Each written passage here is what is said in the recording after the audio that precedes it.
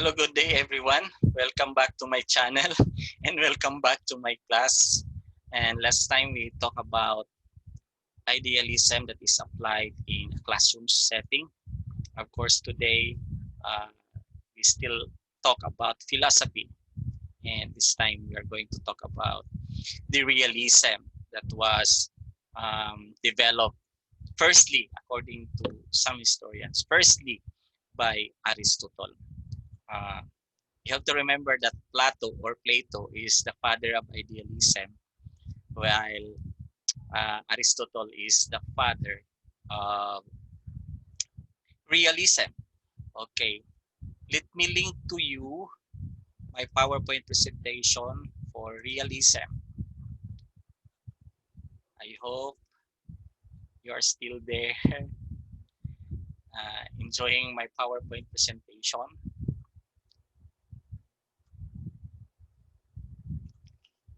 And our topic today is realism. This is one of the philosophical views that is applied in our Philippine educational system. Not only, of course, not only here in the Philippines, but also around the globe. Okay, what is our, or what are our goals after this lesson?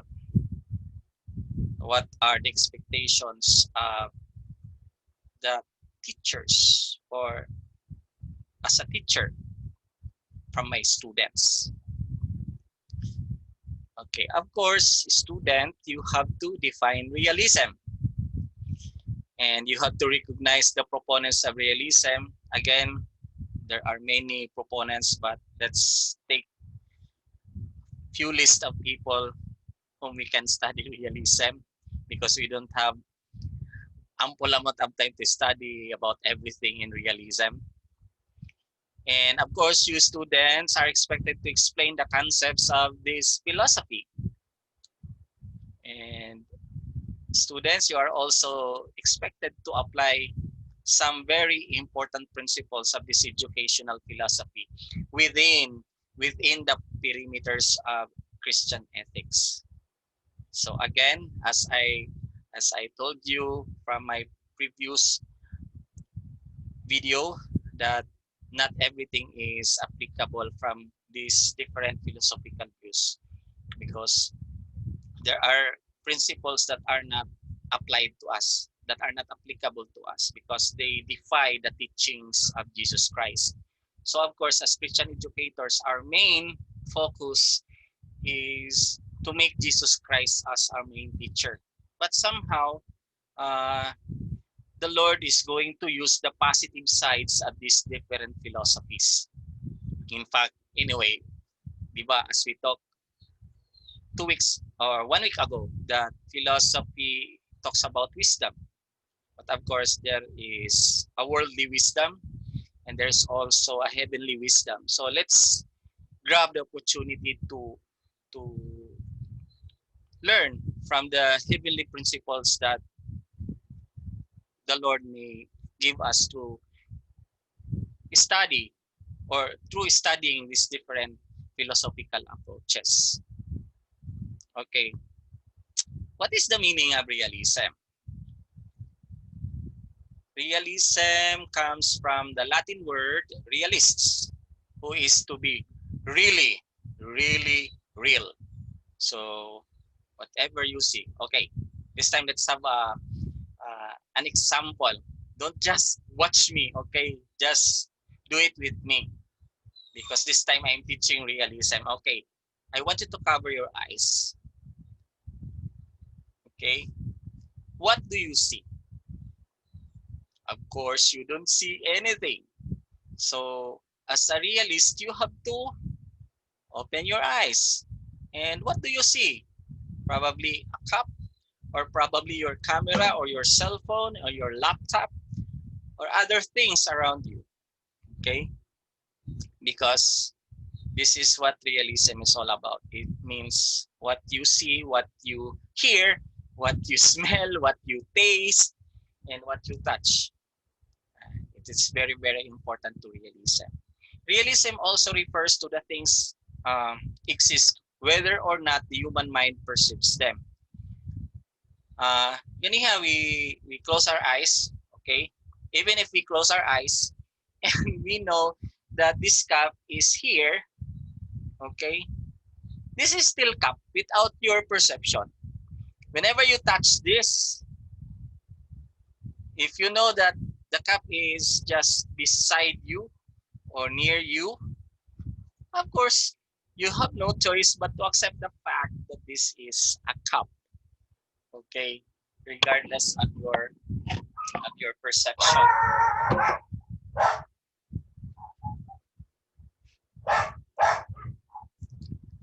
Okay, I just paused my video for a while because there is a dog that is barking. It's so annoying and distracting to our class. Anyway, let's continue to study about realism. Okay, who are the proponents of realism? These two people that you see on your screen are known to be realists. And Aristotle is the first person who, according to historian, Aristotle is the first person who studied, who developed realism. And of course, uh, St. Thomas Aquinas also is a known realist, especially in the area of religious realism. Okay, again, Aristotle was the leading proponent of realism and the first philosopher to develop a systematic theory of logic. So when you say logic, it always interconnected. The reasoning, the cause and effect is interconnected. That is what you call somehow um, theory of logic.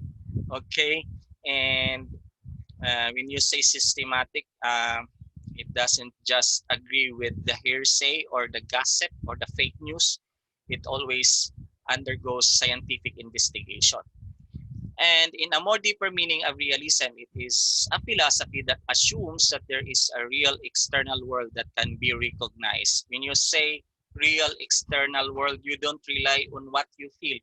You don't rely on your imagination. You don't rely on your ideas, but you rely on what is happening in the external world that is outside of you. Okay, so this is what realism recognized. Thomas Aquinas believed that God made it possible to acquire true knowledge so that we may know Him better. The Lord put that true knowledge out there so that we may know Him better.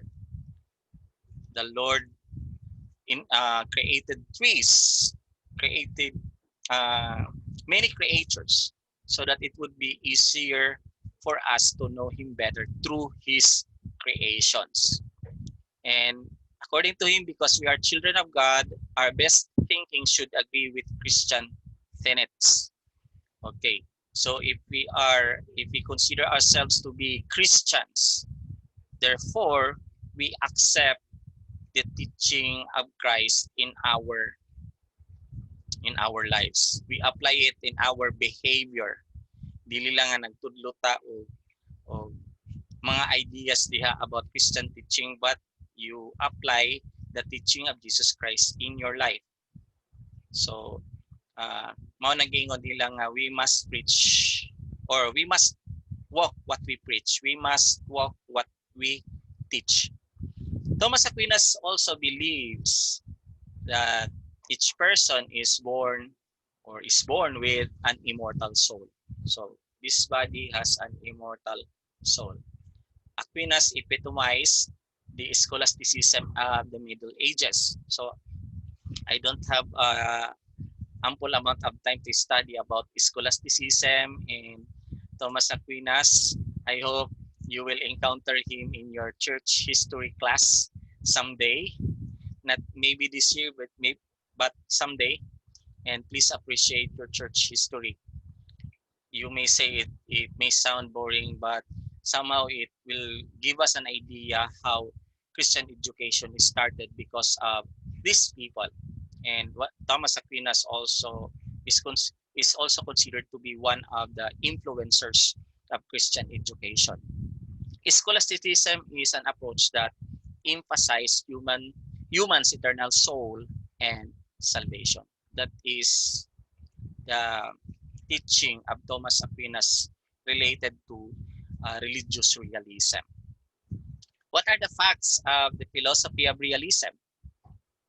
Philosopher who profess realism also believes that truth consists in a belief's correspondence to reality. Ang gituuhan permi sa mga inani nga mga philosopher kung ano ang naa sa reality, ano ang iyang nakita, anong iyang na-feel, anong iyang na-touch, anong iyang na-smell, anong iyang nadunggan. Okay? And realism believes in the world which we see or perceive to be true, especially if those things undergo scientific investigation. And realists believe in the present life. You don't believe at what is in the future. You believe at what is happening now. Okay? Mauna siya. Realists also believe in the truth of life and aim of life are in the development of unsystematic life. And knowledge is real and can be assimilated by the human beings. Realists distinguish between appearance and reality. Anong put pasabot ana? Dili lang ka nga it appears to be beautiful. But if you are a realist, that beauty is real. You really consider beauty is real. You do not say it appears to be beautiful. No, it is really beautiful. So that is realism. There are also other facts of realism. Individuals does not make reality. They only discover it. Okay. Okay, kung may naay pause ang atong video, it means may naiiro nga saba. Anyway, let's continue. Other facts of philosophy of realism, uh, individuals does not make reality, they only discover it. It means reality is already there. All you have to do is to discover it. Stone or rocks are already there. All you have to do is to look at it and discover something. Okay, so because the reality is already there, you don't have to make another reality, or you don't have to imagine it. All you have to do is to discover it and do it by yourself. Realists tend to believe that what we believe now is only an approximation of reality, and that every new observation brings us closer to understanding reality. There are 5 fundamental principles of realism. Phenomenal world is true. Meaning, when you say phenomenal, what is natural is true. Natural world is true. And then senses are the doors of knowledge. So we have 5 senses. So whatever we hear, whatever we see, whatever we smell, whatever we taste, and whatever we touch, of course, through the process of scientific investigation, it will be the source of knowledge. And of course, realism opposes idealism. Kabaliktaran yun siya sa idealism. Idealism focuses on what you imagine, what ideas you have, but realism is focusing in what is existing in your surroundings. So this is completely an opposite of realism. Idealism is completely opposite to realism. And man is a part of material world. May naay nag-ingon nga philosopher, that's why we are always craving with many material things, because we are part of this material world, according to that philosopher. And then, of course, another fundamental principle of realism is that it emphasizes on experiment and observation. It emphasizes on experiment and observation. If you want to know the truth, you have to test it and prove it that is true, that everything is real. So if it will not undergo scientific investigation and observation, that's fake news, according to realism. What are the values in realism? there is an external world is the external world is the reality. So what is outside of me is the reality. I don't have to create the reality except what is already there. It's already laid bare, and all you have to do is to go there and learn from it. Man will discover reality with the use of science and common sense through education or learning. That's why we are studying, because we want to know the truth. We want to know the truth. We are probably you enjoy studying science before because you want to know what is happening whenever uh, you study about human cells or plants. I don't know if you did that during your senior high school years, but I really love experiments. Okay. Values in realism, mind is functioning and is geared towards creativity. So when your mind is functioning, so if you're going to apply that in your teaching, may nakatunan something about what you are reading, and now you have to apply it in your own creativity. Maunang buti pasabot, ana. And reality can be proved by, again, balik-balik lang ni. Reality can be proved by observation, experience, experiment, and scientific reasoning. So there is no other reasoning apart from things that underwent scientific investigation. So values must be studied to be applied in the actual setting. Anong buot pasabot ani? Okay. So we are Christians, right?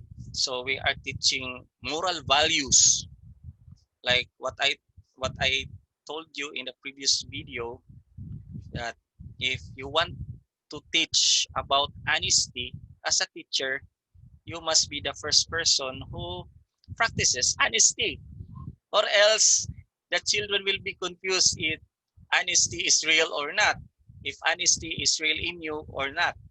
So i-apply siya sa actual setting, i-apply nimo sa imong personal na kinabuhi first. So what we are going to preach to other, or what we are going to teach to others, must be applied first to you. Sorry about that.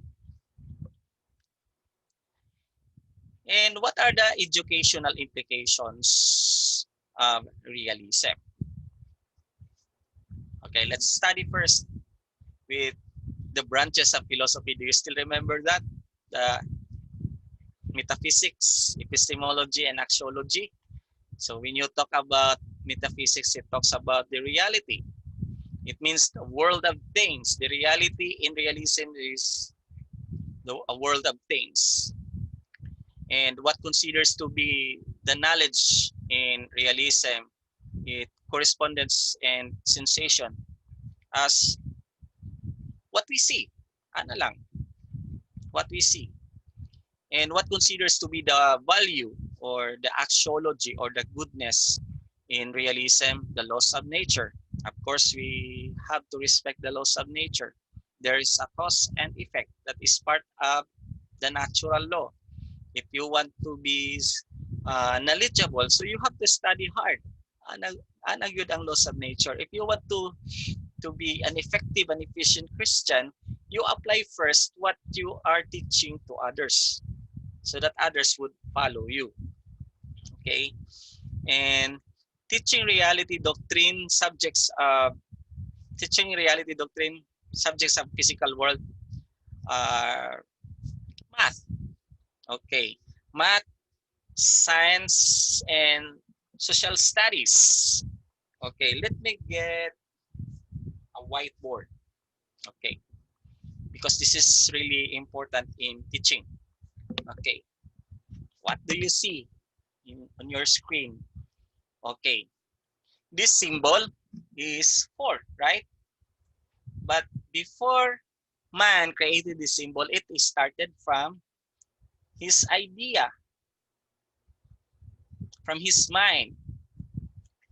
And then that person wrote the symbol, number 4.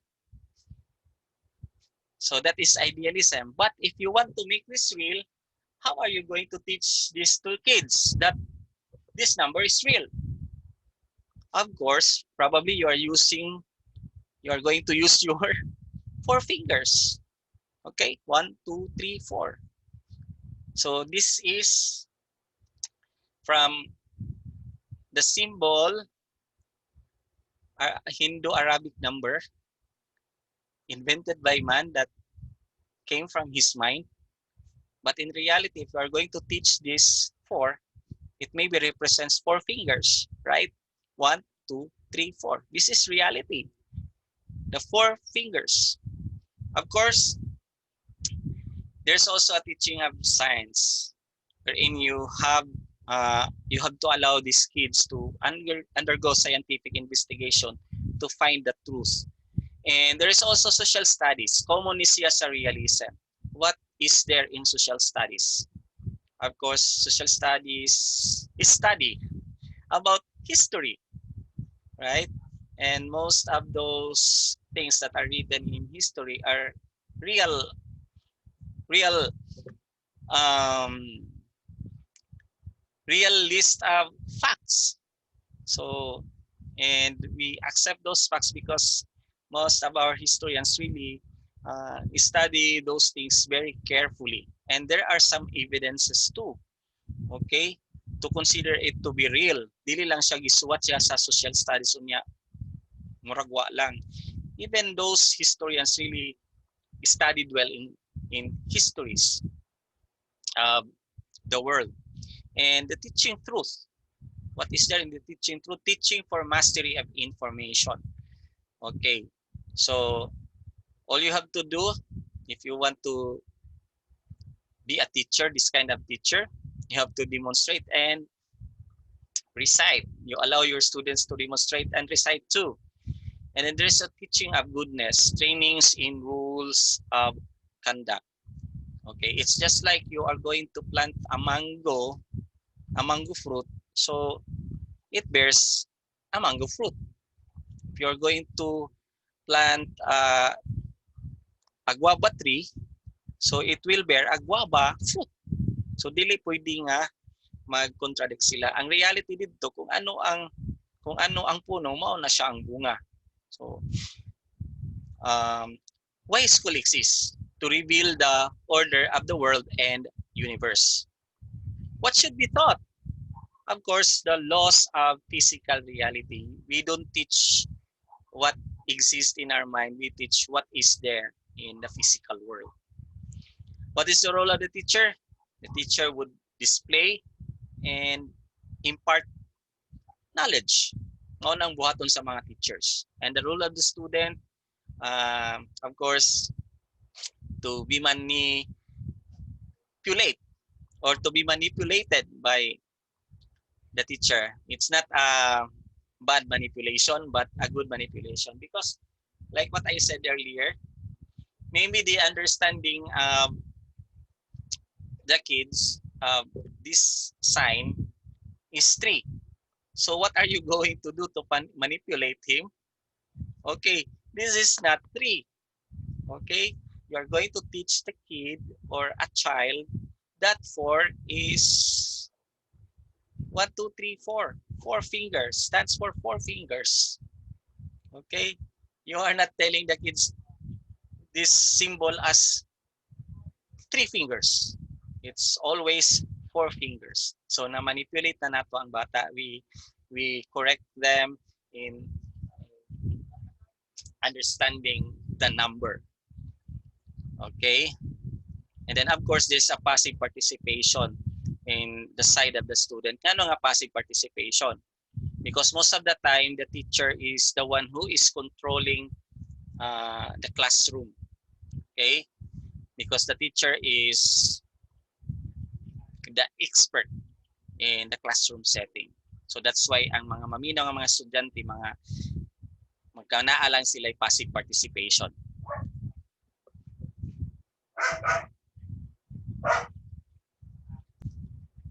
Okay, let's continue. Okay, what would be or what should be the school's attitude towards change? So in realism, always coming toward perfection. dili nga perfect nga flawless, but it's just like a development of skills. You have to practice, practice, practice in real life so that it would be perfect, or you are going to be skillful in the future. And then there's also expectation of orderly change. So if you want to change something, it should be done in an orderly way. Dili siya katag, dili siya kalat. Okay. And what is, or what are the aims of education by using realism? Of course, there's preparing the child for happy and successful life. Okay. So if you want the children to be successful in the future, probably they may not be rich, but they are successful in life at this moment of their life right now, that while they are still young, we have to train them to be good, so that in the future, to study hard, so that in the future they are going to be happy and successful. And then, of course, uh, one aim of education applying the realism philosophy is preparing the child for a real life. So you are not preparing the child for a fantasy life, but you are preparing the child for a real life dreams, real life situation, achievable things. So that is what we call one of the aims of education. There's also developing the physical and mental powers of the child. Of course, they have to undergo this kind of physical and mental development, so that you know they would be useful and effective in their field. There's also developing and training senses, and this happens during scientific investigation or scientific experiment. And these children are going to use their five senses: their eyes, their ears, their tongue, their nose, and the sense of touch, in order to uh, be successful in the things that they are going to find out, like those experiments, in order to arrive into a conclusion. And then there is also acquainting the child with nature and social environment.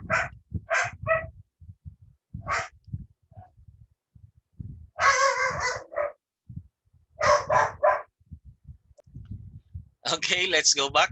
And one of the aims of education is acquainting the child with nature and social environment. So um, the child probably heard about Maya birds. So what are you going to do para ma-acquainted sila with nature? All you have to do is to expose them outside of your classroom and allow them to see Maya birds, um, probably flying over your the roof of your school, or allow them to go to somehow a place very that are full of Maya birds flying, probably sa kuan kanang mga palayan, pwede mga inana.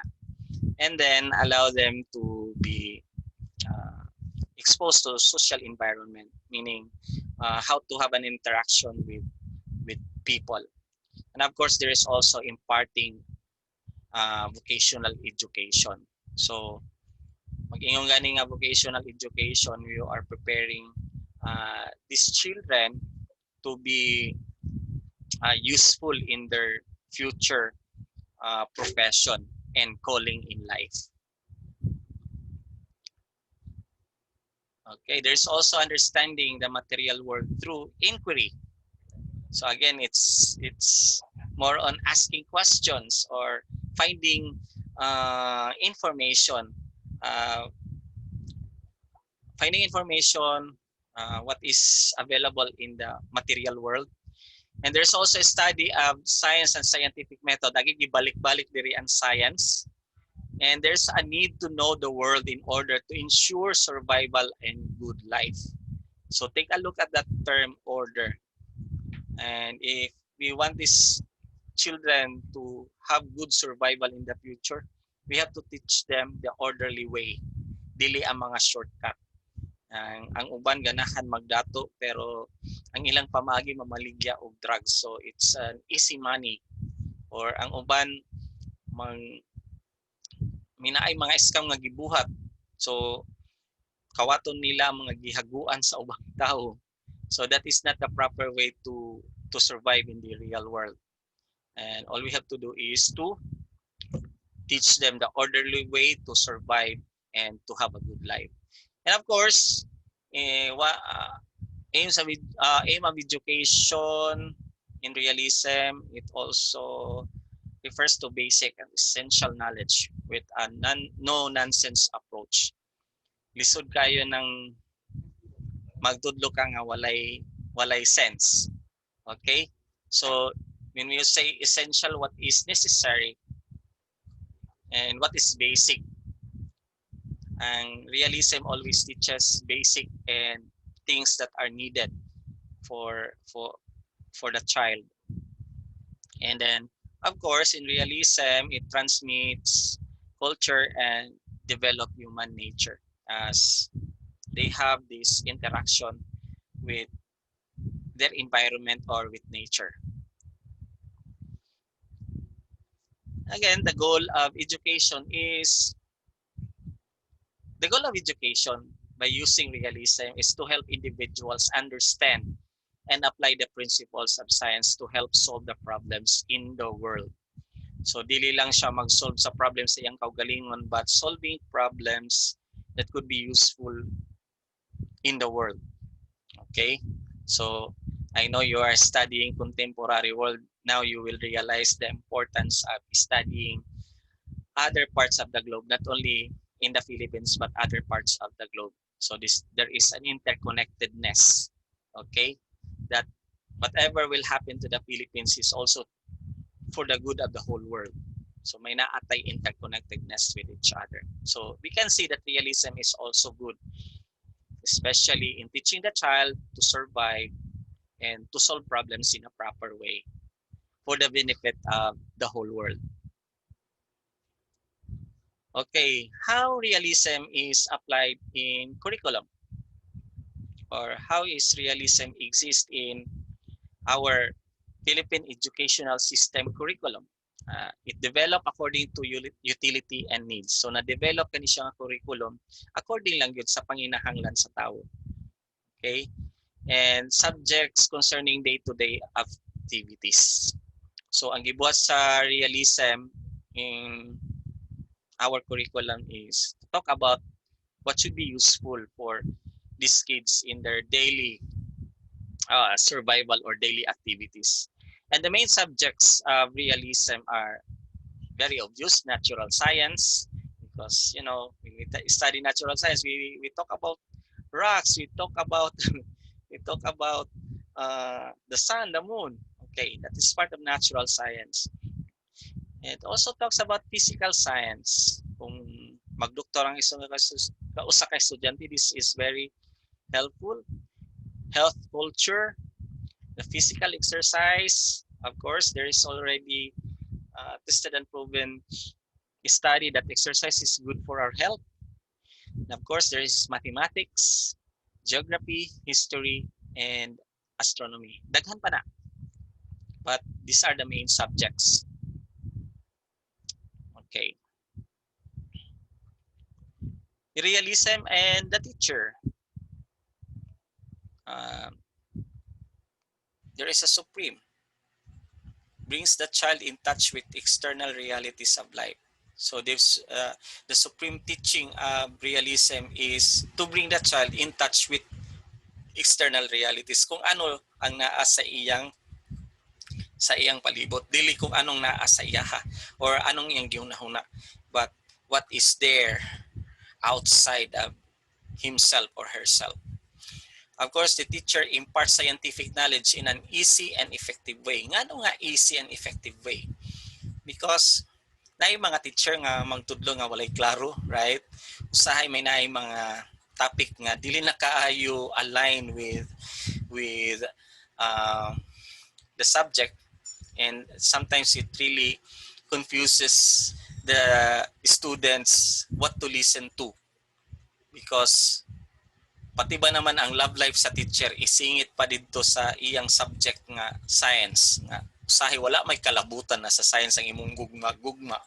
So again, I don't know kung anong iyang rason nga isagol pa niya ang iyang love life, pero in realism, it doesn't work that way. All you have to do is to teach what is easy and effective for children to learn. Dili kay magsagol pa ka nga walay klaro nga mga teachings diha nga dili na align sa imong topic. Okay? And then even if there are topics that are very hard to learn, as a teacher you have to make it easy and effective to the eyes of the listeners or to the eyes of your students. Okay, and as a teacher, there's a need for him or for her to give examination to find out.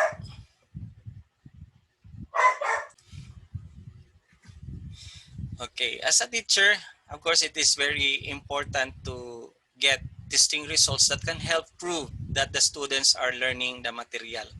And mao na nga may natay mga examination. Kung asa good week ang mga estudyante, asa ang wala niya makatuni.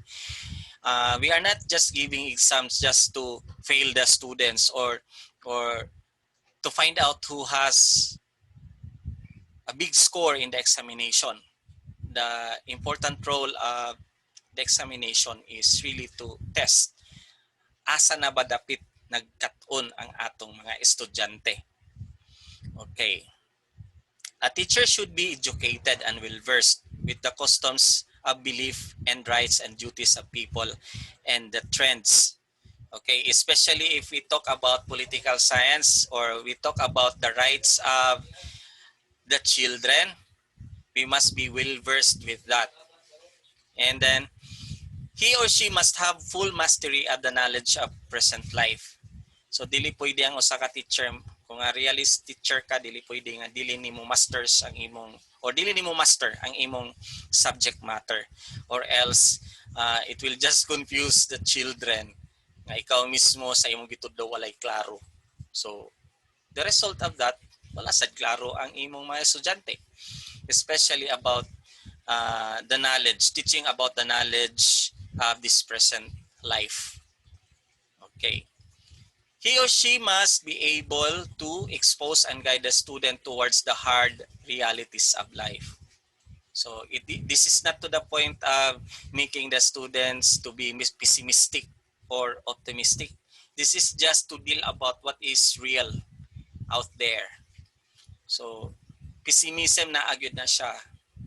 Optimism na siya. Meaning pagiging negative or positive in life.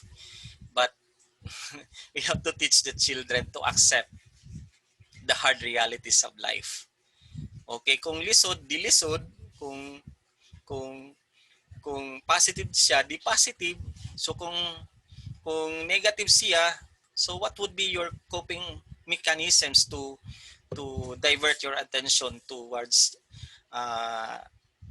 the positive? Because in every negative story, there's always a silver lining. Nagiingon nila may na I hope per me. So we are just dealing the realities of life. Kay basin ang imong gitudlo nga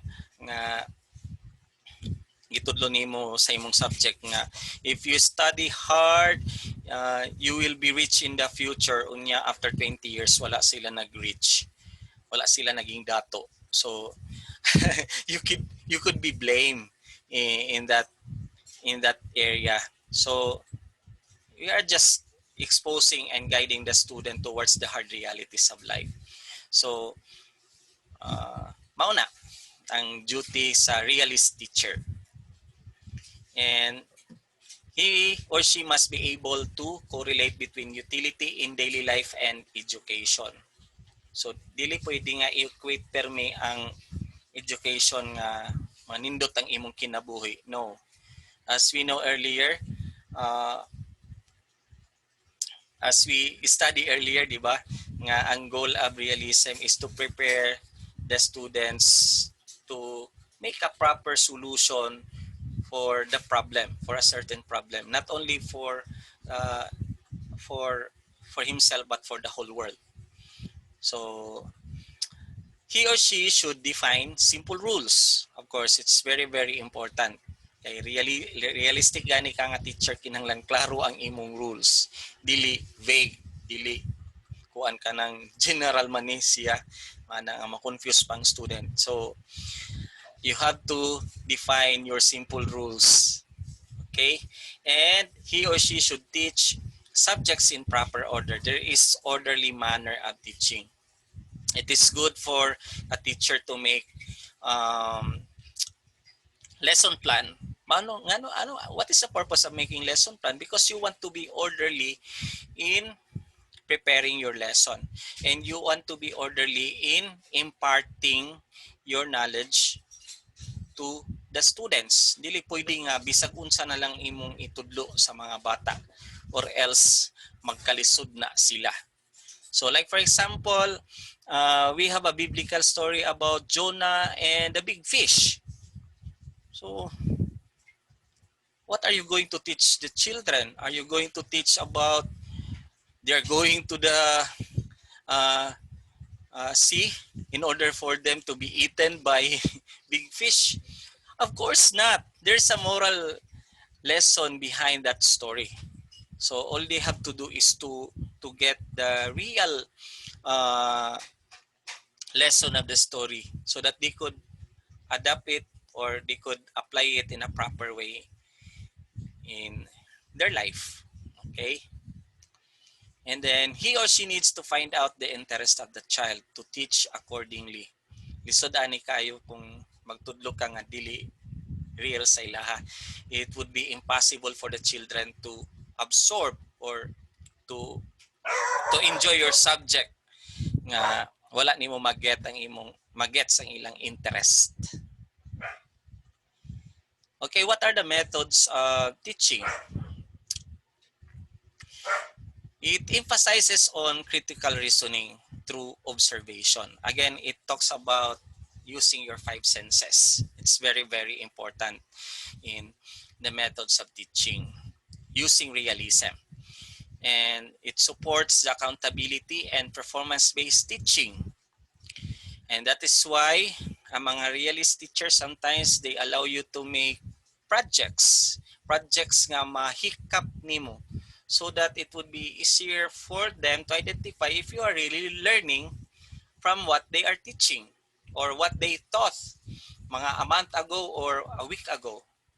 Okay. It's not because of points. The teachers want to know if you are really learning from their subjects. And then there's also scientific research and development. Dili pwede nga magbuhat-buhat ra kag dihag opinion nga wala tested and proven nga studies about your research. Okay? Fake news or fake research or unverified research is not real in realism. Okay? And then there must be mastery of facts. There will be recitation, experimentation, demonstration, drills, and exercises. It's very, very, this kind of methods are very, very important to teacher realists. And then education should proceed from simple to complex and from concrete to abstract. So whenever you are teaching the kids the very simple concept, somehow you want them to develop a very hard, a very complex understanding about natural law, about anything that they can see around us or around them. Okay? Like for example, dati ang atong math, simple arithmetic lang kayo. Naalay na plus, addition, plus, subtraction, multiplication, division. But somehow na-develop ang atong klaseng kuan from very simple nga mathematics na himo na siya advanced mathematics wherein you are talking about trigonometry or geometry and other things in mathematics, then it become complex na siya. Pero it would be fun for some of those people or some of your students who really love mathematics. And then from concrete to abstract, of course. Mao nang gusto sa mga realist. And then there is also enhanced learning through direct or indirect experiences. That's why may naay mga field trips. But sorry, at this time, CHED and DepEd are prohibiting us to have field trips because histories, accidents happen during field trips. So kung kinahanglan og field trips, kinahanglan ka mananghid og 1 year pa, and then they will approve it. Kung dili ma-approvean, after 1 year nga pananghid, dili gyud madayon. And then there is lectures. Okay? And sometimes the teachers would allow you to watch films, clips, audiovisual aids, nga inana, in order for you to learn. Because kung ano ipakita diha sa mga clips or TV or audiovisual aids, reality good na siya. Di na kinahanglan og magbuhat og bag-ong knowledge. And of course, there's also presentation of computer technology and library. Of course, when you go to library, mga tested and proven na siya nga mga libro, dili na siya basta-basta. Okay? Learning is based on facts. Of course, based on facts, not on lies. It's always based on facts. And then people will undergo analysis and do some questioning. And then of course, after doing some questioning, it needs to be answered. Okay. And then in realism, it also uses vernacular to be the medium of instruction. Okay, what do you mean vernacular? You are going to use your own native tongue so that you could be understood by your students. Like for example, you're going to a mission trip, or you're going to be a missionary. Ingnon na lang nato, you're going to be a missionary. Dili pwede nga ang ikaw as a missionary, you will speak English all the time, or you will speak your own language all the time. All you have to do is to adapt what they are talking, or what language or dialect they are using, or else you will remain as an idea to them. So in order for us to be effective in teaching, we have to use the vernacular, meaning the common or the language that the particular place is using. Okay, and of course there is also precision and order. And in realism, as part of its methods of teaching, children should be given positive rewards. Actually, kaning positive rewards is part of behaviorism, wherein behaviorism is part of realism. Okay, so if the students are going good, you are going to give them positive rewards. Okay, kung dili doing good, magunsa man ta, ihagbong. Of course not. Okay, you are going to help that child to be successful, even if it seems like impossible for him or for her to learn. So tabangan gyud nato kay mga realist man ta. Dili na lang nga pasagdan. Kay mao na lang na siya, dawato na lang nato, no. So every child has his or her uniqueness. Every child has or his her intelligence. So walay bata nga bugo. So tabangan nato kung asa siya magkat-on. Okay? So how are we going to see realism in the classroom? So realism focuses on the basics of reading, writing, and arithmetic. So sa karaan pa ni nga pamaagi, gitawag nila sila nga 3 R's para sayon sabton sa mga kuan, sa mga estudyante sa una. I heard this from my lola. They are using kuno 3 R's: reading, writing, and arithmetic. Gitangtang nilang A. So para kuno dali ma recall sa mga estudyante of their focus while they go to school. Reading, writing, and arithmetic. 3 R's. Okay. Classroom environment is highly structured and organized. Of course, it is very important. Why? It's very hard for students to learn kung ang imong classroom kalat. Okay? So, make it sure nga walay bullying inside the classroom. So, structured good, organized. Make it sure nga ang estudyante nag-behave, or else it will not be the classroom will not be conducive for learning to others. So there's also utilization of standardized testing. Ngano nga may standardized testing? Of course, as we just talked earlier, the teacher wants to find out if his or her students are learning well in his or her class. So mao na ang purpose nga may naay standardized testing. Dili nga para manghagbong ha. Okay? Para masabtan kung asa ang iyang nahibawan or asa ang wala niya nahibalan. Okay. Education should be fun and interesting for the student. Dapat may naay interesting kakatabo inside the classroom. Dili killjoy ang teacher. Of course, may naasad mga katawa gagmay. Okay? So we have to make it fun and interesting. Or else ang atong mga estudyante walay gana, permi na lang walay gana. Okay? Kanang permi na lang do kaon sa classroom. Okay?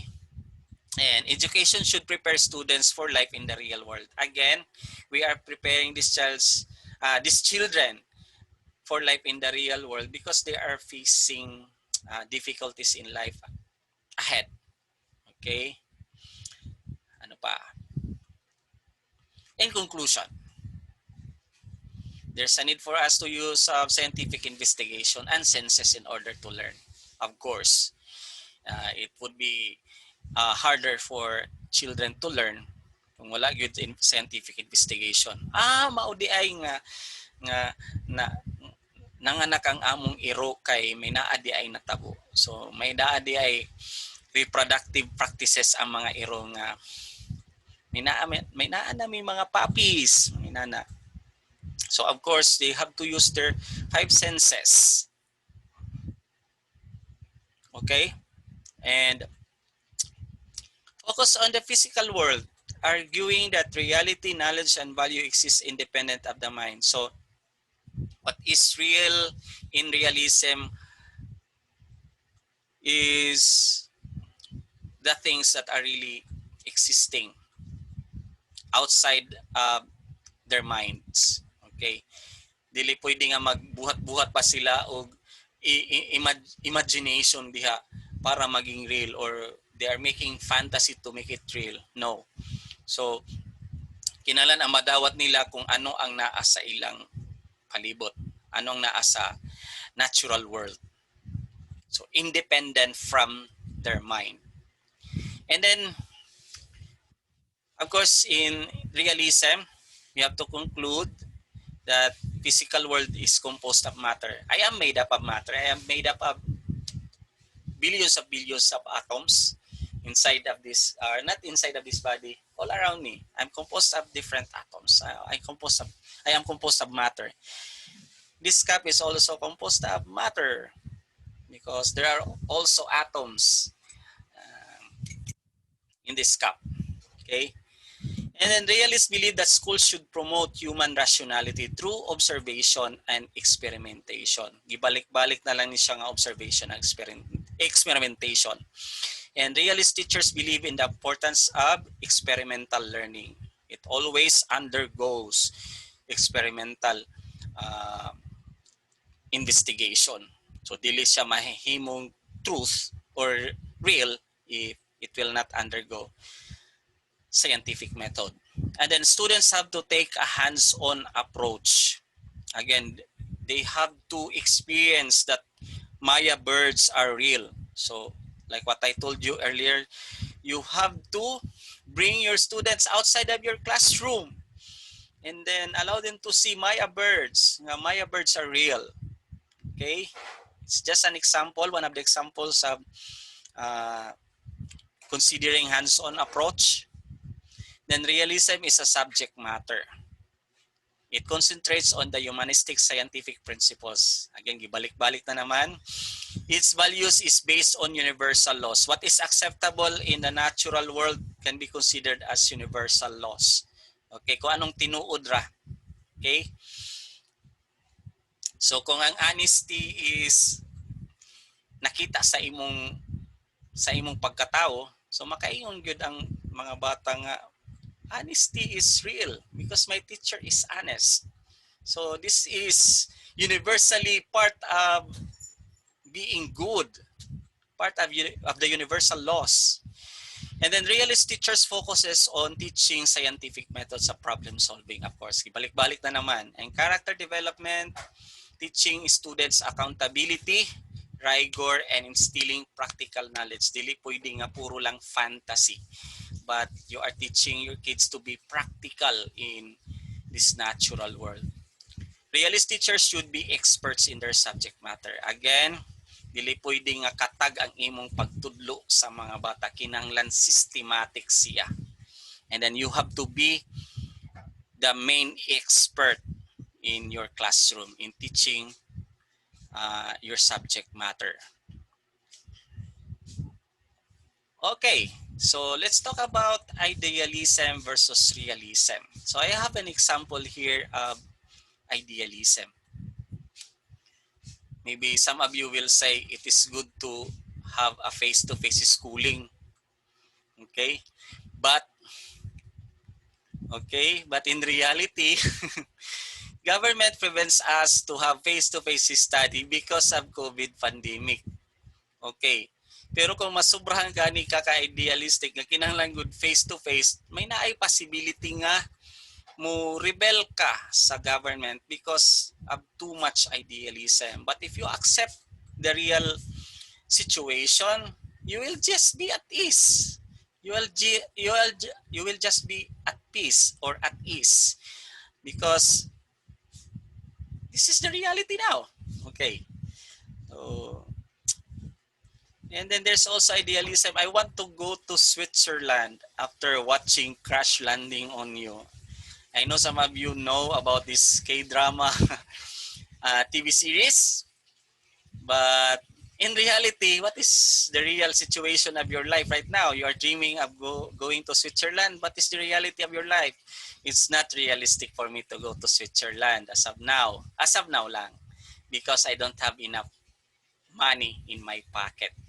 So kinahanglan anong buhaton nimo nga maging reality ni siya in the future. Of course, you have to save money to go there. Or somehow may naay mag-sponsor. Why not? Okay.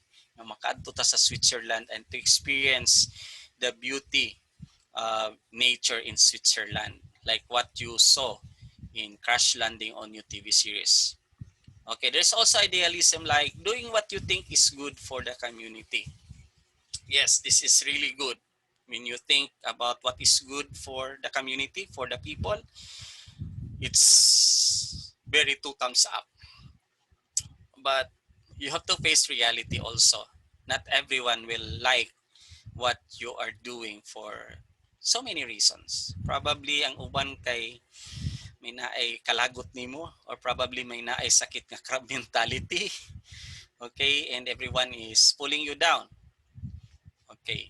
Yeah, let's remember that even Jesus Christ lived in a very perfect life on earth. Uh, he taught, he imparted many things, beautiful teachings to the people, and yet not many of them accepted his teachings. Okay, but the good thing about Jesus Christ approach, even if he was not appreciated by Israelites during his time on earth, he still did all those things because he wanted to please God. And I hope when you do good things for the people in your community, you don't have regrets even if you face many criticism or distraction or daghan kayo nga maka-discourage nga nagbuhat lang kag maayo pero walay appreciation. It's okay.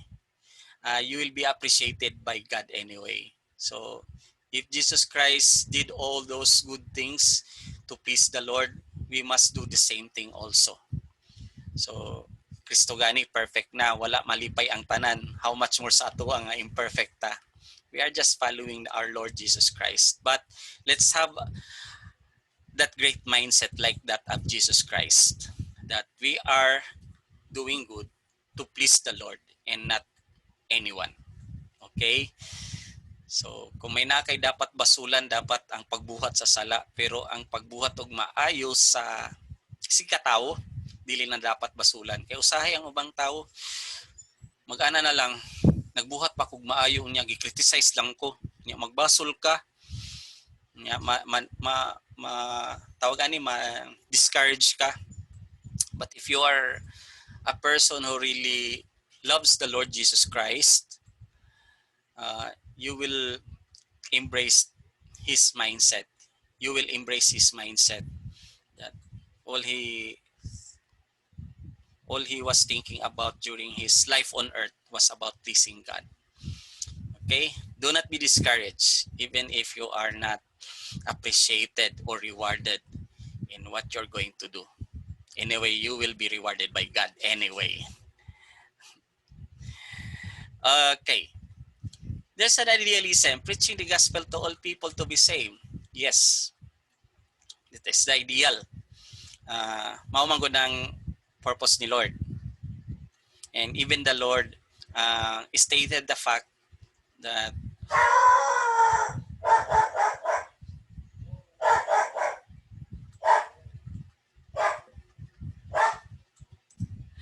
okay, let's continue. Okay, it is the will of the Father for all the people to be saved. I-mention na sa John 3:16. But in reality, not everyone will respond to God's love. But at least they hear the love of God in Christ Jesus. So, dili ta kinahanglan mong mugos. Kay sigad gani wala mamugos. Ang plano niya nga masave unta ang tanan, but not everyone will respond to his love. That is the reality. Okay? So si Lord wala siya ma-stress sa iyang kaugalingon. He wanted everyone to be saved. Pero ang reality, ang tao mo reject yun. May naagad tao nga mo reject. Bisag unsaon pa nimo pag-share sa gospel. And I want to tell you a short testimony of mine. I belong to a religious group before, but I will not name na lang. Okay? And then somebody, a Baptist, shared to me the gospel when I was 14 years old. And the good thing that she did was she planted that seed in my heart and in my mind. So after 8 years, I realized the meaning of what she shared to me. Nga, okay, salvation by faith, di ay ang pag-adto sa heaven. Nga, dili kinahanglan ang akong effort to be good or to do good to be appreciated by the Lord. It was in fact the Lord give me salvation not based on my merit but because of his mercy to me. So 8 years no bago na munga ang salvation sa ako ang heart. Bago siya nitubo ang seed nga gitanom niya sa akong heart. And I was very thankful of that. And I was very grateful that she shared to me the gospel when I was 14 years old. Actually, classmate na ako siya, babae. And then, after 8 years pa na munga ang salvation, no? So, 8 years ko gi-work out ni Lord in my life. But, at least dili sayang ang iyang pag-share sa kuha. Because I know in her heart at that time that it's good for her to share the gospel to the people so that others also will be would be saved. And I'm I was thankful that I was one of them who responded the gospel, pero 8 years after pa. But it's okay. Ang importante, nag-share lang ka sa gospel. Nag-share ta gospel. Dili ta dapat ana makuan ka ng ma-discourage. Dili na lang ko mag-share sa gospel kay feeling na ako dili ko effective. No! Ingon gani ni Lord sa Bible nga His words will not go back to Him empty. So, it's okay if people will not trust you right away about what you shared. Just share the gospel anyway. It's not your job to change that person's heart. It is the father's obligation or responsibility to change a person's heart to trust Jesus Christ. Si Lord Ramanggod or si God the Father Ramanggod ang pwede mag-open sa iyang mind o heart. So anyway, I'm so thankful about this platform that I could record my teaching, and I want to uh, recognize the sites where I got the PowerPoint presentation or the knowledge that you just got from my PowerPoint presentation. But I hope you continue to learn from this class. And again, I don't know if I already asked an apology earlier, but I want to ask an apology for sometimes I'm going to post this video because we have a dog here nga whenever may naay bago nga musod sa balay, saba kaayo. So my ideal classroom is without distraction. But in reality, there is a dog. So I have to respect the reality also. It's okay to have an ideal classroom, but my reality, I don't have my own house. I don't have my own room. I am only a boarder here in Banawa. So I hope you understand my reality that I have a dog, that we have a dog here. And sometimes I really have to pause because sometimes it takes how many minutes for that dog to bark. So please don't be discouraged. But again, I ask for an apology, and I'm going to post this video right away. Wala na siya edit. So dire-diretso na ni siya because I cannot edit my video in my laptop. So diretso na ni siya. So I hope wala mo napulaan ako. Okay, thank you so much for listening, and that is our talk of the day.